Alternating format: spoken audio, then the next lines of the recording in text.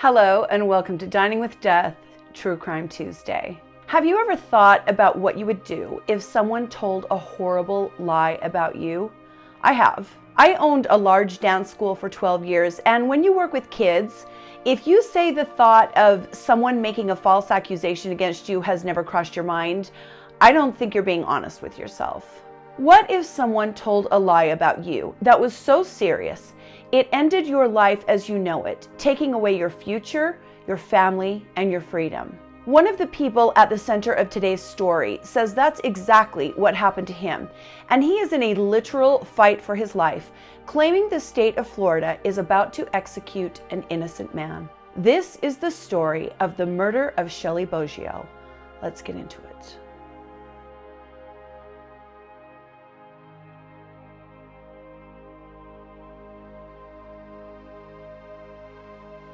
(1985) Florida. Frank Boggio has moved he and his daughters from Battle Creek, Michigan to Kenneth City, Florida. Frank and his wife, the mother of the girls, had just divorced, and he picked up and took his daughters with not a single possession and very little money to start a new life. These daughters of his included a set of twin girls, Shelly and Stacy, and they were 13 years old at the time of the move. He enrolled the girls at 16th Street Middle School in St. Petersburg. That school is now called John Hopkins Middle School. Shelly missed 67 days of school that year and then dropped out. The girls were already smoking and drinking, and they had no interest in school. And their father loved the girls very much, but he was having a tough time keeping an eye on them and disciplining them, and so they did what a lot of kids would do if they had little supervision, which is whatever they wanted. Shelly came from a close family. Her sisters remember her as full of life and, most importantly, very funny. They said she always had a smile on her face and she could make anybody laugh. She was just a young girl who was making her way through a tough life, finding her way on perhaps a rougher path than was ideal, but she was loved and she was cared for, and she mattered very much to her family. May 5th, 1985. Shelly Boggio, her twin sister Stacy, and their friend Stephanie Forsyth were hitchhiking near St. Petersburg. As they were standing on the side of the road, some men they knew pulled up to them. These were men that the girls had partied with before. And yes, I'm saying men, grown men, who party with now 14-year-old girls. So we're starting off here at dirtbag DEFCON level 1, just running right over the top of the red flag poles, trampling the red flags in the dirt as we go, and headed straight for slimeball ground zero. One of the men that Shelly and Stacy knew was named Jack Pearcy. Jack was living in this rented house in St. Petersburg with his pregnant girlfriend, Gail Bailey, and his friend, James Dailey, who they called Jim or Jimmy D. There was a third man who was kind of crashing on their couch at the time, named Oza Dwayne Shaw. The three girls, Shelly, Stacy, and Stephanie, got into the car with Jack, James, and Oza. Oh, that just makes my skin crawl. Grown-ass men picking up 14-year-old children to party with, and who you know they were hoping to have with. It's just really disturbing when you think about it. Jack drove the car of 6 back to his house, where the group smoked and drank beer before deciding they were going to go out for the night. The group was having a good time partying, but might not have been aware someone in the house was very angry about what was happening, and that person was Jack's pregnant girlfriend, Gail. I mean, think about it from her perspective. You're sitting at home, pregnant, and your dirtbag boyfriend is out driving around drinking with his buddies, stops to pick up 3 children, and brings them home with him. I mean, yeah, Gail, I'm sure that was really awful for you, but maybe instead of just being annoyed at this obvious that you're dating, call the cops. It was the 80s. I mean, believe me, I've got plenty of stories of my own, as do all of the women my age, and that is perhaps why my level of disgust is hard for me to hide. The group left the house to go party somewhere else in the same car. They dropped one of the twins, Stacy, and the friend, Stephanie, off at an apartment, leaving Shelly alone in the car with these men and with Gail. The group, which now consists of Jack, James, Gail, and Shelly, goes to a nightclub called Jerry's Rock and Roll. Now we have the obvious issues here of how a 14-year-old girl who very obviously looks like a child is allowed into a nightclub with a group of lecherous adults, but we'll have to save that discussion for another day. Again, the 80s were a different time. Gail later reports that the group sat at a table together, and while there, each of them had 3 drinks. James said he asked Shelly to dance, but she said no. Oh my gosh. Can you imagine being 14 years old and having some gross old man come ask you to dance? It just gags me. Ugh. It becomes obvious to everyone in the group that Shelly and Jack are flirting. It is especially obvious to Jack's girlfriend, Gail. As the night progresses, Gail looks up and Jack and Shelly are dancing on the other side of the bar. Now, Gail is obviously very unhappy about this. Shelly told James that she didn't want to dance, and now she's dancing with Gail's boyfriend, slow dancing with her boyfriend to be exact. Around midnight, the group headed back to go to the house. Gail says she has to go to the bathroom, and the minute she stands up and leaves the room, Jack takes that opportunity to say he is going to take Shelly home, because of course he does. This, gives him the opportunity to make sure he can be alone with Shelly without Gail there. When Jack and Shelly say they're leaving, Oza Shaw, the one who's been crashing on the couch, asks Jack if he can ride with them so he can use a payphone. Remember, it's 1985, no cell phones, and apparently the group didn't have a house phone either. Well, Oza needs to call his girlfriend back in Kansas. So according to James Dailey, he stayed at the house with Gail, and Jack, Shelly, and Oza left the house. James said he went into his bedroom and went to sleep. Now on the road, Jack stops the car at the first payphone they see, so Oza can call his girlfriend, a woman named Betty Mingus, who is, like I said, back in Kansas, where Oza and Jack are both from. As Oza is on the phone talking with Betty, she hears the horn honk. Oza tells her that the people in the car are getting impatient, and Betty says, well, who are you with? Oza tells her, and this is very important, Jack and some girl. Oza then tells Jack to leave him at the payphone because he wants to continue talking to his girlfriend. Phone records will later confirm that Oza was on that payphone with Betty around 1:15 a.m. Jack and Shelly drive away, and later on Oza walks back to the house. He doesn't hear Jack come back into the house for several hours, and later says that it's about 3:30 a.m. when Jack finally gets home. According to James Dailey, at around 3:30 that morning, when Oza hears Jack come back in, Jack goes into James Dailey's room and wakes him up, telling him that he's got a couple of joints and he wants James to come and smoke with him, but he also says he needs to talk to him about something important. James says he gets up and grabs a 6-pack of beer out of the fridge and gets in the car with Jack. They drove out to the Bel Air Causeway, and Jack tells James that the thing he needs to speak with him about is that Gail wants him to leave. Gail wants to use the room that James is using as a nursery. Jack says, no hard feelings, and James says, no, there is none. I'm fine. I can leave. He said he was basically living his life as a drifter at this point, and he felt like it was time for him to move on anyway. So as the two men talk and drink the beers, they start playing frisbee on the beach. This is according to James Dailey. James says the frisbee goes out into the water a couple of times, and each time it does, he wades out to get it, grabs it, they keep playing frisbee, and eventually they got in the car and they went home. Now when they get home, Gail sees Jack and James return to the house and sees that James' pants are wet.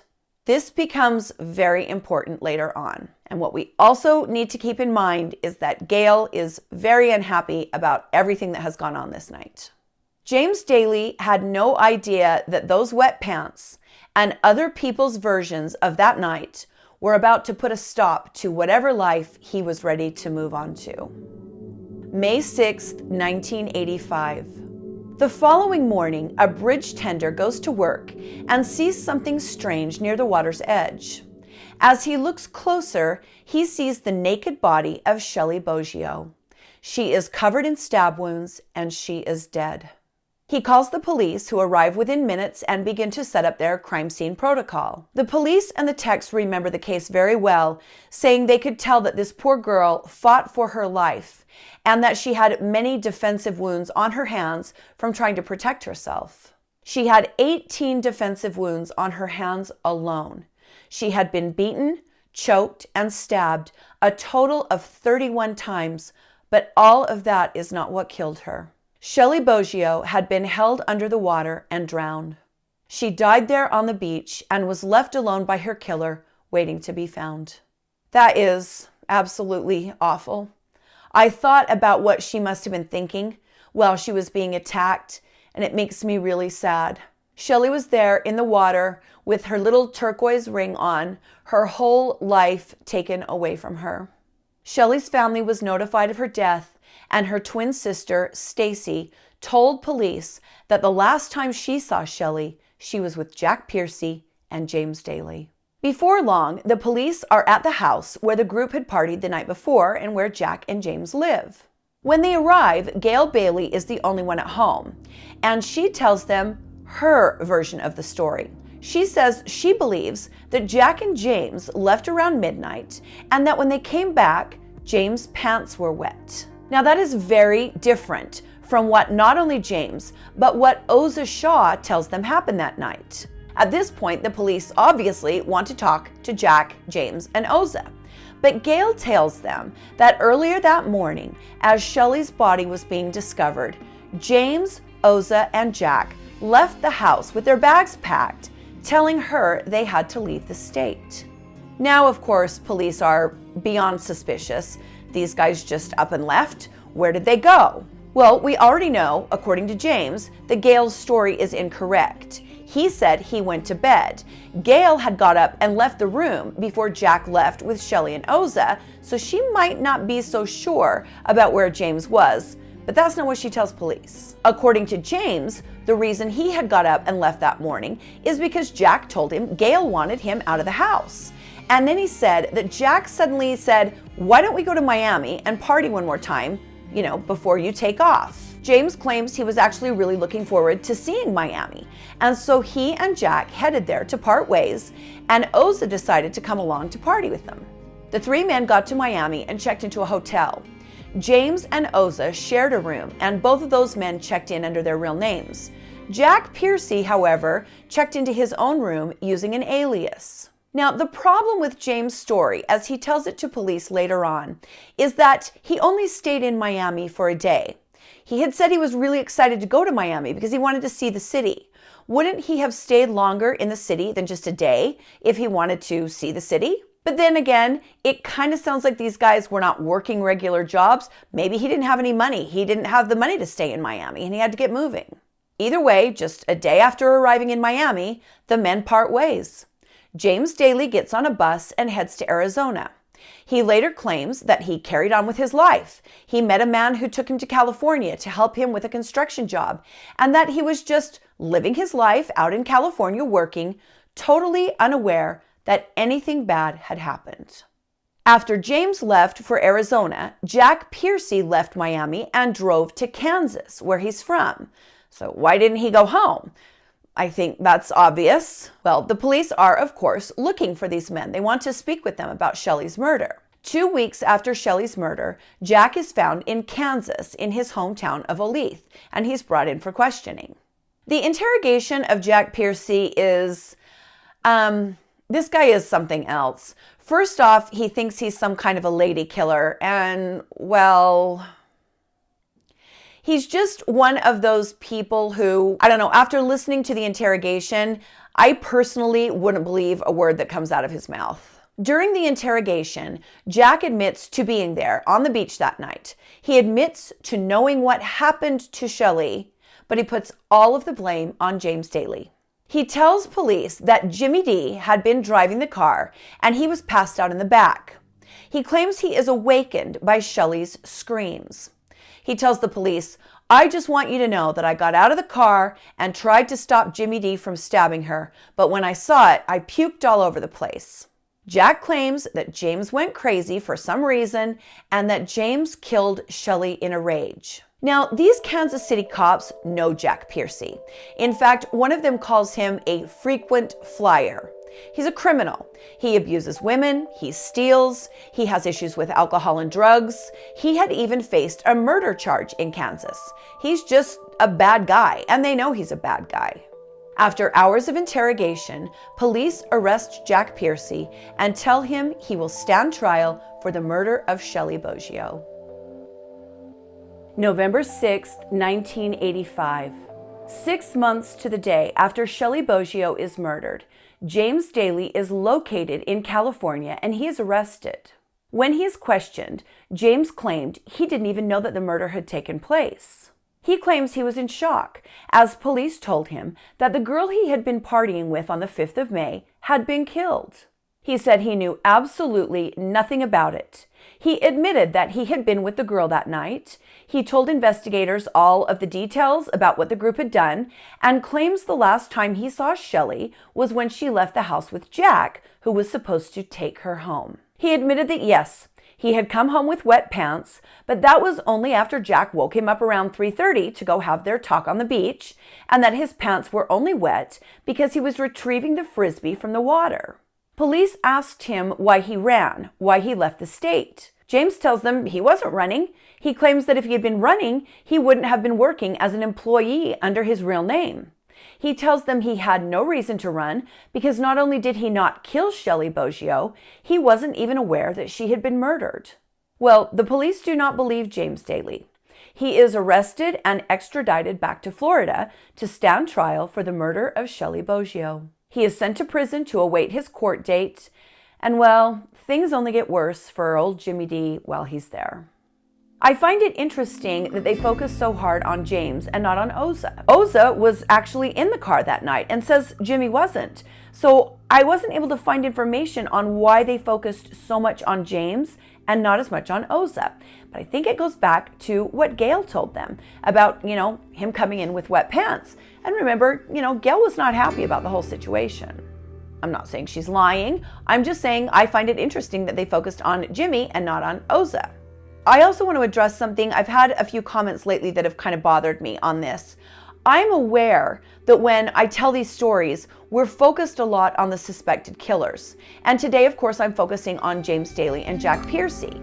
And I have to focus on the perpetrators because of who they are and what they did and how they are integral to the story. But I also want to point out that a child is dead, murdered by a monster or maybe two. This is a kid who had a family and parents and a future she never got to experience. Yes, okay, maybe she was doing some things that were growing up a little bit too fast.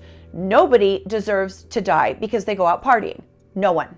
And I also think that if James is innocent, this is a really good cautionary tale about what happens to you when you hang out with dirtbags. Jack is obviously the scum of the earth. He's got a pregnant girlfriend who's more worried about being jealous than she is about breaking up with this piece of shit who's after teenage girls. And then you've got James, who, let's make no mistake about this, would have hooked up with Shelly in a heartbeat had she wanted that. And he was a grown man. So let's be very clear about who James Dailey was at the time. All three of them, Jack, James, and Gail, were, I'll keep it nice, incredibly flawed human beings, even before Shelly came into view. Shelly was just a kid, and a kid who didn't understand how dangerous people can be. She didn't deserve anything that happened to her for being naive. No one does. We all make some poor choices and do things as kids that we don't realize are dangerous, and none of us deserves to have our life taken from us for making a choice that doesn't hurt anyone else. Yes, this is a story about some very slimy men, but it is ultimately a story about justice for Shelly Boggio. November of 1986. Jack Pearcy goes on trial for murder. His attorneys claim Jack was simply a bystander, that James Dailey was the killer, and that Jack was innocent. Well, the jury does not believe him. He is convicted and sentenced to life in prison, but the jury stops short of sentencing Jack to death. In the summer of 1987, James Dailey goes on trial for the same charge. Unlike Jack Pearcy, James Dailey has no history of violence against women or a lengthy arrest record. There is absolutely no evidence linking James Dailey to Shelly's murder, and in fact, police have testimony from Oza Shaw stating that James wasn't even in the car with them when he and Jack had got in the car to take Shelly home. Oza tells the police that James stayed back at the house and was asleep in his bed when he returned from making his call on the payphone.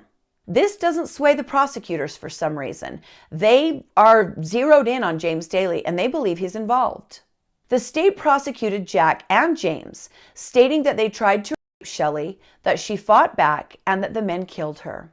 Not only does James Dailey not take the stand because his attorney told him not to, his attorney never brings up the reason that James claims his pants were wet, because he was throwing a frisbee, getting the frisbee out of the water, not because he was in the water drowning Shelly. So legally, there are some serious issues with the defense on this matter.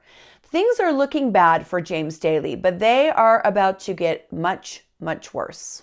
The prosecution brings to the stand a couple of jailhouse snitches who say they've heard things about James Dailey. But then the prosecutors bring in a third snitch, a man named Paul Skalnick. Paul has been in jail with James Dailey for months.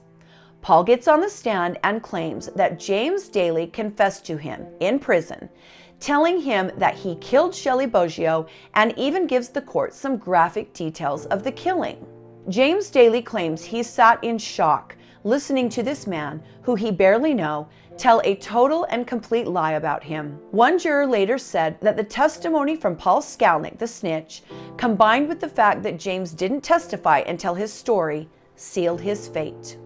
James Dailey is convicted of the murder of Shelly Boggio and is sentenced to die in the electric chair. Both Jack Pearcy and James Dailey are sent off to prison for the rest of their lives. During the course of usual appeals, court-appointed attorneys begin to get a very bad feeling about James' conviction. As he tells his story to them, they begin to believe him. I've heard James tell his story, and it is compelling. He is adamant that he had nothing to do with Shelly's murder. He is a meek man and comes off to me as someone who might be easily led. That's just my opinion. But yes, his interview makes me wonder. He even claims that he has felt guilt over Shelly's death, stating that he didn't know Jack was dangerous. And he further admits that he was living his life in a way he is not proud of. Well, yeah. James' attorneys start looking into this jailhouse snitch, Paul Skalnick, and they are incredibly disturbed at what they find.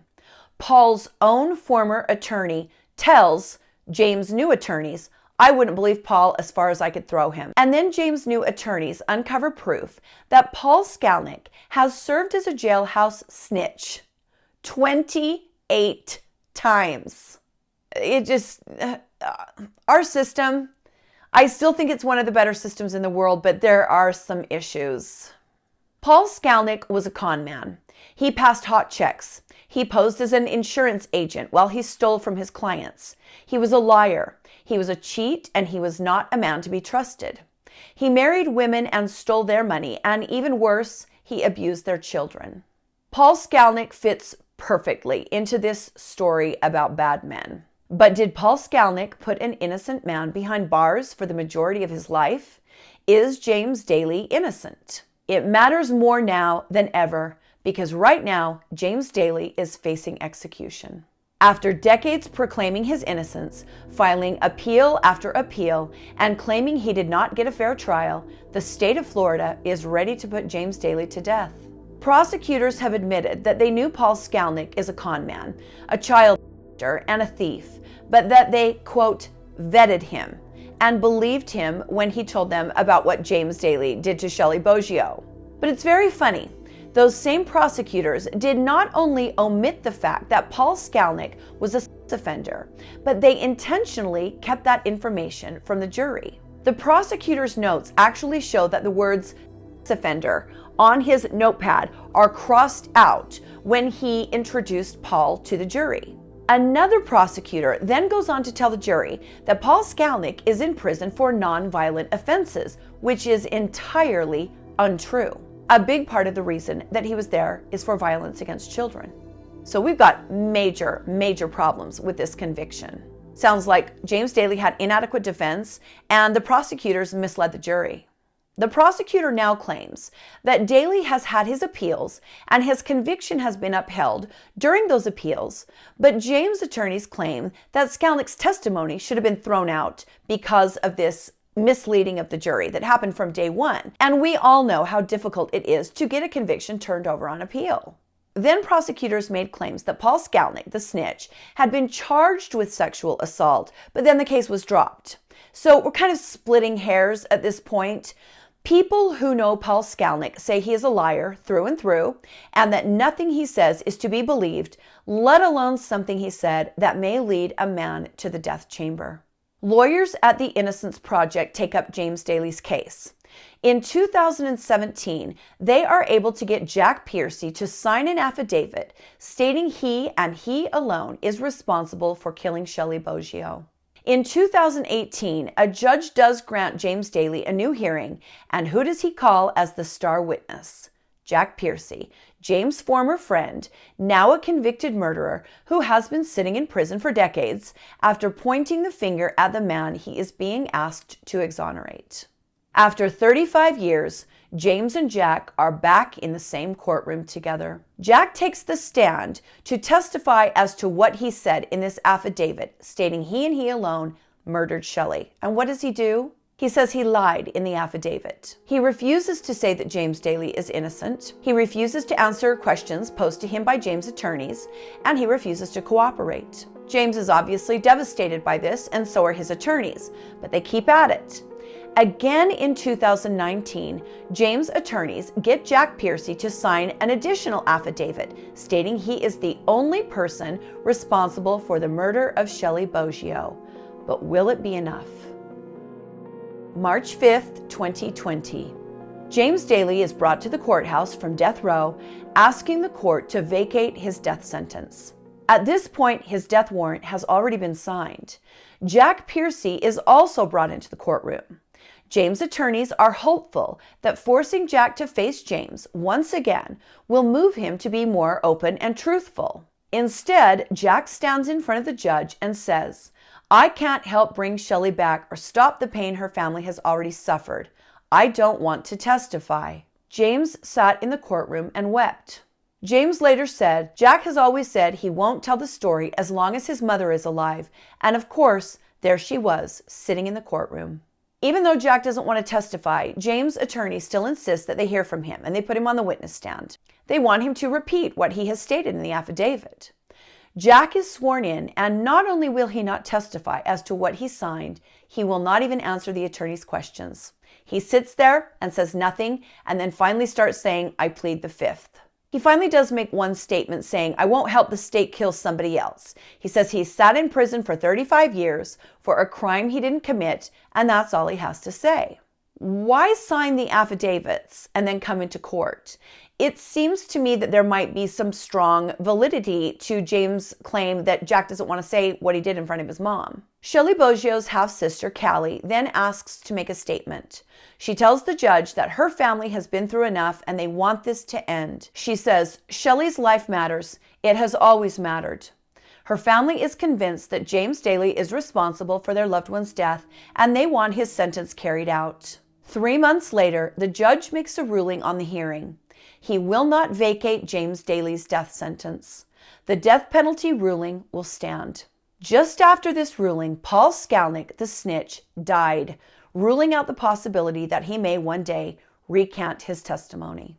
As it stands right now, James Dailey is scheduled to be executed soon. At the time of my recording, a date has not been set, but I will follow this case, and I guess we will have to wait and see whether or not I will be featuring James Dailey on an episode of Dining with the Damned. So where do you stand after hearing all of this? Has an innocent man spent his life in prison?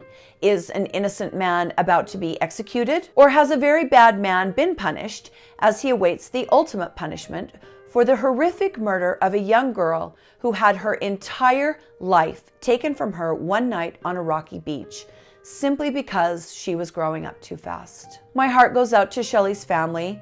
They have really been through the ringer, and it's not over yet. I think this is an important case because it forces us to examine the justice system, the death penalty system, and the very difficult appeals process. But it's most important because it's the tale of a young girl who had her life taken from her in an evil act that took only minutes, but changed many lives forever. Thank you for joining me today on Dining with Death, True Crime Tuesday. If you like the video, hit the like button and subscribe to my channel if you would like to support me and see more content like this. It really does help me out a lot. Stay safe and be kind to each other. And I'll see you next time on Dining with Death. Bye.